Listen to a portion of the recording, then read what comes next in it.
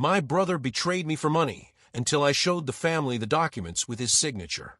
He planned to ruin me, but his own signature ruined him. I always thought betrayal came from strangers, never from the person you shared a childhood with. My brother Daniel and I grew up side by side, surviving the same strict parents, the same cramped house, the same late-night talks about how we'd make something of ourselves one day. If anyone had asked me who I trusted most, I would have said him without hesitation. That's why it hurts so much when I noticed little things that didn't add up. Money disappearing from our parents' account, property papers shuffled in the wrong folders, and whispers from neighbors that Daniel was bragging about new business ventures. I brushed it off at first, maybe it was just gossip, but the unease settled in my chest like a stone. The turning point came during a Sunday dinner. My father, already frail, mentioned casually that he'd signed some documents Daniel had brought him. Something about transferring management rights. My mother looked confused. I felt alarmed, but Daniel sat there calm and collected, smiling like everything was perfectly fine. I tried to convince myself I was imagining things, but that night I couldn't sleep. I went through old files, receipts, and scanned contracts. The more I looked, the clearer the pattern became. Something was deeply wrong, and Daniel's name kept appearing in places it didn't belong. Still, part of me wanted to believe in him. He was my brother. Surely, he wouldn't gamble with the only family we had. Yet, the deeper I dug, the more the shadows grew around his perfect little act. And then I found the first document, his signature bold, confident, impossible to mistake. At first, I stared at the paper in disbelief. Maybe it was a copy, maybe my father had just forgotten what he signed. But the more I compared, the more undeniable it became. The signature was Daniel's. His handwriting, his little flourish at the end of the last letter, it was all there. The document showed a transfer of partial ownership of my parents' property to a company I'd never heard of. A company where Daniel was listed as the primary shareholder. My chest tightened as I realized what it meant. He hadn't just convinced Dad to sign blindly. He had set everything up to funnel our family's assets directly into his pocket. I wanted to storm into his room that night, shove the papers in his face, and demand an explanation. But I didn't. I knew Daniel. He was charming, persuasive, and always one step ahead. If I confronted him without preparation, he would twist the story, make me look paranoid, maybe even turn our parents against me. So I kept quiet and kept digging. Day after day, I searched through files, found letters, traced connections. It was like peeling back layers of a rotten onion. Each new discovery made me sick to my stomach. But there was one thing I understood. I couldn't stay silent forever. If Daniel was capable of betraying us for money once, he would keep doing it until nothing was left. And I had to decide, was I ready to expose my own brother to the rest of the family? The more I uncovered, the heavier the secret felt. At family gatherings, I'd sit across from Daniel, watching him laugh and pour wine for our parents as if nothing was wrong. He played the role of the dutiful son, so well it almost fooled me too. Almost. But then I'd remember the papers hidden in my desk drawer, their signatures, his company name, the dates that matched perfectly with sudden loans he claimed he'd taken. And I'd feel a wave of nausea.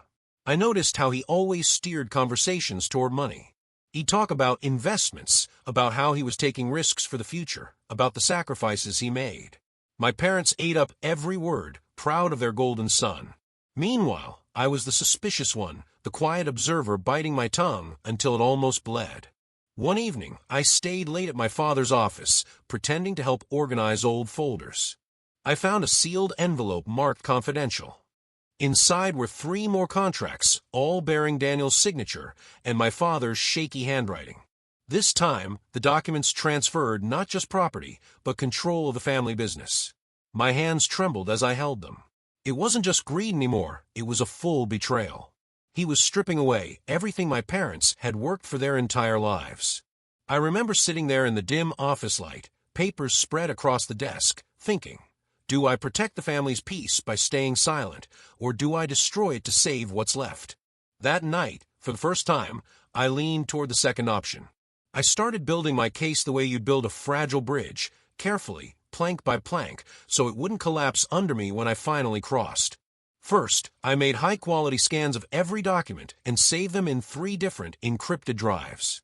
Then I photographed bank statements, traced wire transfers, and wrote down dates and conversations while they were still fresh in my mind.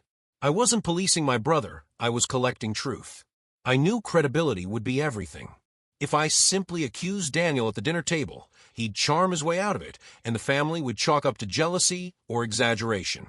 So I quietly contacted an old friend from university who'd become a notary. He agreed to verify the copies without asking questions. I booked an appointment with a small, discreet lawyer who specialized in family and fiduciary cases, someone who didn't want the spotlight, just the facts. The lawyer listened to my summary without surprise, only a low, steady nod, and then said something I hadn't been ready to hear. We can move, but we need a strategy. Public exposure will shred family bonds, but legal action might be the only way to force accountability. I wrestled with that sentence for days. Could I take my own brother to court? Could I watch our mother's face when she realized how much had been taken? Could I live knowing I'd started a war in the only place I'd ever considered home? Every option felt like a wound, but the papers in my drawer felt worse. They were a slow poison. The first concrete step I took was subtle. I arranged a family meeting under the guise of estate planning. I booked the community room at the local church and told my parents it was just to update emergency contacts and clarify a few old papers. Daniel didn't suspect anything. Why would he? He'd already assumed control in practice. A simple update was safe. The night before the meeting, I printed a concise folder for each family member, copies of the contracts, annotated timelines, and side-by-side comparisons of signatures. On top of my father's stack, I placed the original documents, untouched, the ink still familiar. When the day came, I felt like a tightrope walker with no net. I watched my mother fuss with her scarf, my father take his seat carefully, like a man carrying invisible weight. Daniel arrived last, smiling that slow, practiced smile that used to make me trust him. He hugged Mom, kissed Dad on the cheek, and sat as if he belonged. For a fleeting second, I almost wanted to fold the papers back into the drawer and pretend the ache in my chest would go away.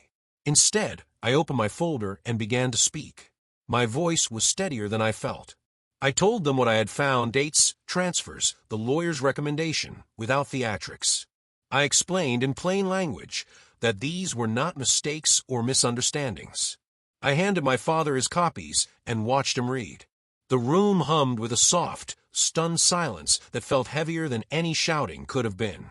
Daniel's smile didn't falter at first. Then his fingers clenched, the way they did when he lied, and hoped no one would notice. He started to talk, small reassurances, then plausible explanations.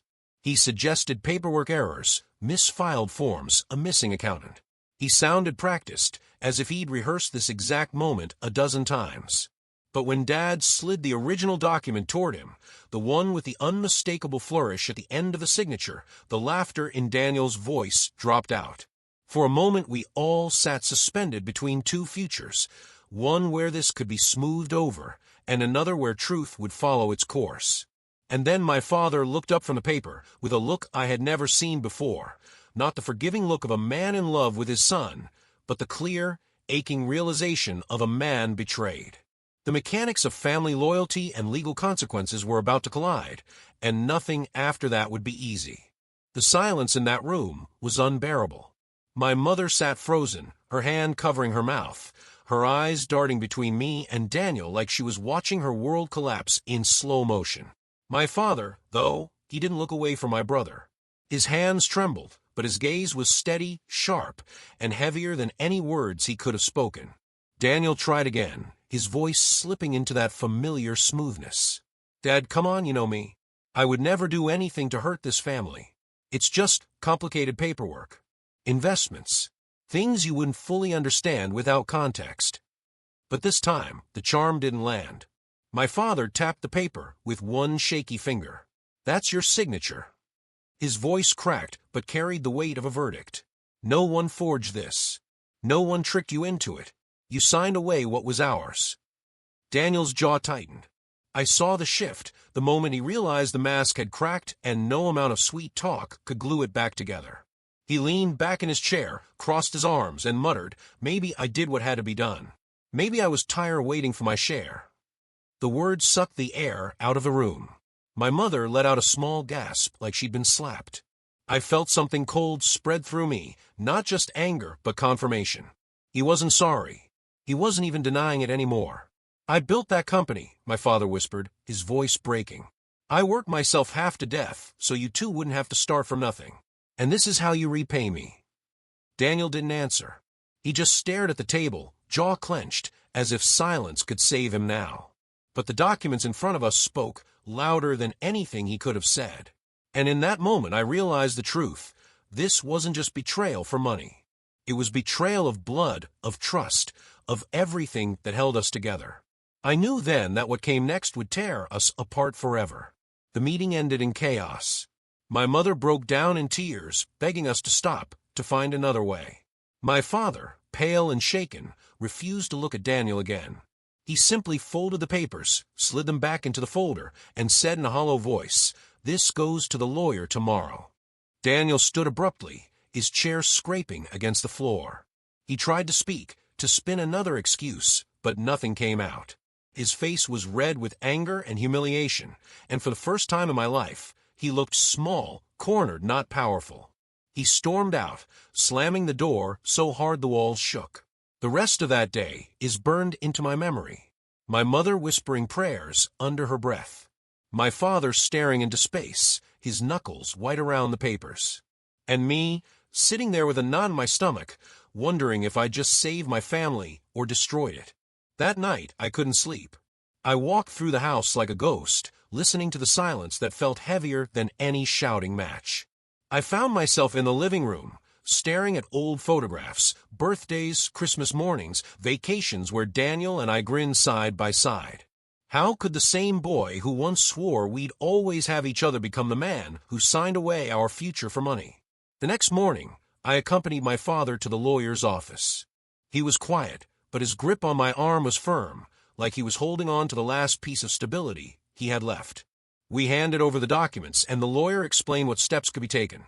A lawsuit, asset recovery, even criminal charges if fraud could be proven. My father nodded slowly. My mother stayed home, unable to face the reality of dragging her son into court. I, however, felt something shift inside me. This wasn't just about money anymore. It was about drawing a line Daniel could never cross again. As we left the office, my father finally spoke. His voice was low, steady, and final. "He's no longer my son. Not after this." And that sentence cut deeper than anything Daniel had done. Because it wasn't just about betrayal anymore. It was about erasing a bond that was supposed to be unbreakable. The days that followed were filled with tension, so thick you could taste it. Daniel stopped coming around the house, but his absence was louder than his presence had ever been. My mother tried to call him dozens of times, leaving voicemails that grew from pleading to furious to desperate silence. He never answered. Meanwhile, the lawyer moved fast. Preliminary letters were sent, freezing accounts and halting transfers. For the first time, Daniel realized this wasn't just a family argument, it was legal war. He sent me a single text, "You'll regret this. You've turned them against me." I stared at the message for a long time before deleting it. Because the truth was, he had turned them against himself. All I did was shine a light on what he wanted to keep hidden. At dinner one evening, my father spoke with the kind of calm that only comes after heartbreak hardens into resolve. "He thinks this is about money," he said, pushing away his plate. "But it's about trust. And once trust is gone, it never comes back." My mother said nothing, just dabbed her eyes with a napkin, her appetite gone. I wanted to tell her I understood her pain, but I couldn't. Because somewhere deep inside me, anger was still burning hotter than sorrow. I wasn't just grieving a brother, I was furious at the audacity, the entitlement, the sheer betrayal. The community soon found out. In small towns, secrets don't stay buried for long.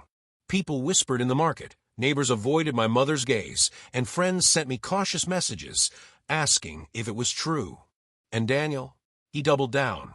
Rumors spread that he was telling people I had manipulated Dad, that I was trying to steal the inheritance for myself. That lie was the last straw. If Daniel wanted to fight for the truth in front of the whole world, then that's exactly what he would get.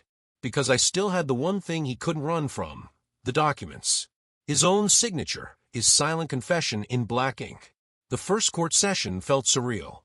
I sat beside my father, our lawyer flipping through thick binders of evidence, while Daniel walked in wearing an expensive suit, smirking like he still believed he could charm his way out of this. For a second, I almost saw the brother I grew up with, the one who used to defend me from bullies at school. But the illusion shattered the moment he opened his mouth. He claimed ignorance, accused me of forging evidence, even tried to paint our father as senile and easily manipulated. My blood boiled as I listened. The same man who had benefited from Dad's sacrifices now stood there, shamelessly questioning his mental clarity in front of strangers.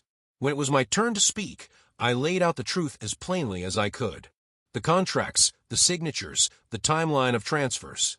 Our lawyer projected the scanned documents on a large screen, the signatures so clear that even people in the back row could see the identical flourish. The room went silent. Daniel shifted in his chair, finally losing a bit of that polished confidence. His lawyer scrambled for counterarguments, but the weight of his own handwriting was undeniable.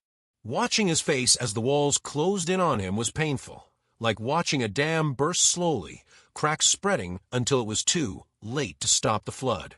My mother sat in the audience, pale and trembling, clutching a rosary in her hands.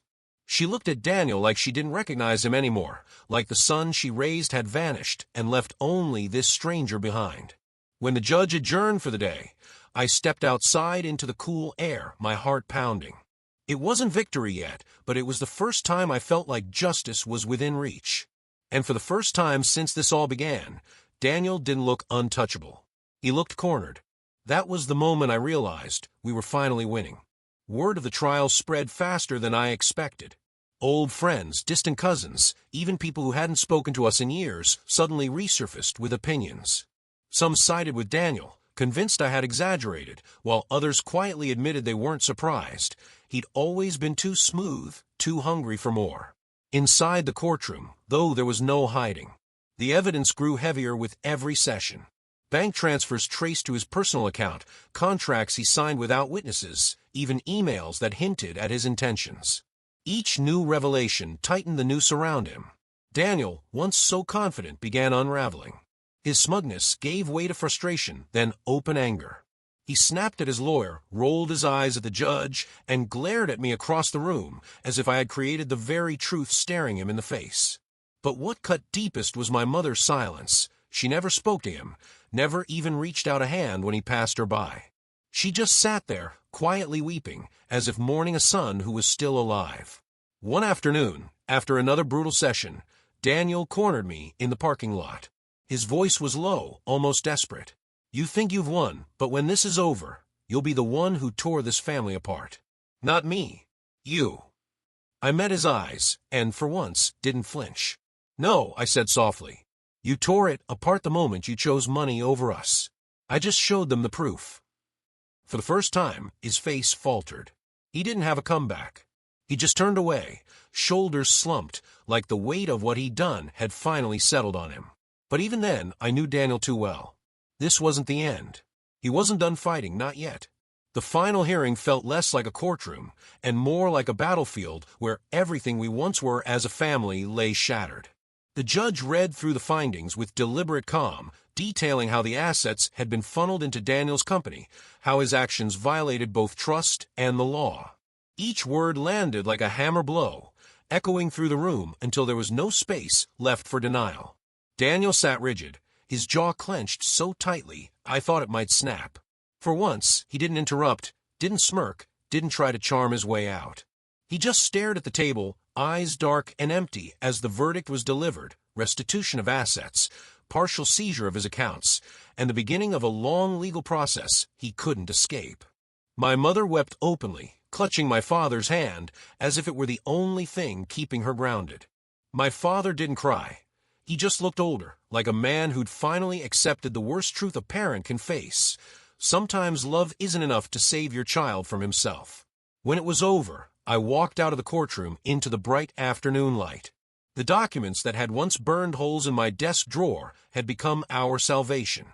My father squeezed my shoulder and whispered, "You did the right thing." But the victory felt bittersweet. Because justice doesn't stitch families back together, it only exposes the wounds for what they are. I had saved what was left of our family's legacy, but at the cost of my brother. And as much as I wanted to hate him forever, a part of me still mourned the boy who used to promise we'd always stand side by side. The truth had won. But the price of that truth was something we'd carry for the rest of our lives.